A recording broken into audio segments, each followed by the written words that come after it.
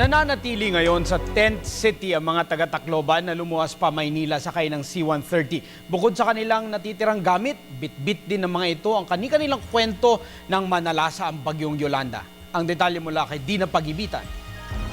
Iba't ibang kwento, iba't ibang plano. Yan ang nasasalamin sa mga kababayan nating nabiktima ng nakaraang hagupit ng bagyong Yolanda sa Kabisayaan na ngayon ay nananatili sa tent city sa Pasay. Maswerte ng araw kung may tutuluyang mga kamag-anak sa Luzon dahil isang palaisipan pa rin kung paano magsisimula sa mga kababayan nating walang kakilala dito.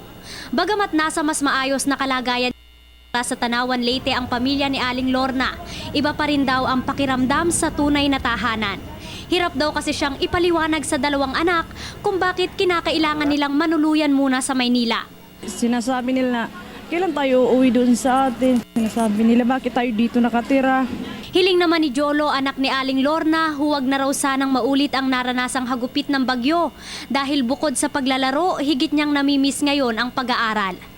Gusto kong magsulat pero wala namang papel. Pero gusto mo pa rin bumalik doon? Oo, nandun ang tatay ko. Magkaibang plano naman ang mayroon ng mag-asawang ito. Bilang mangingisda, nais pa ring bumalik ng haligi ng tahanan sa Leyte.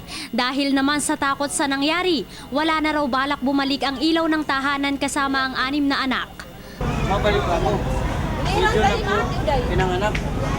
Hindi ako mag-ano sa Leyte. Babalik ako. Hindi yata nababalik yan. Natakot.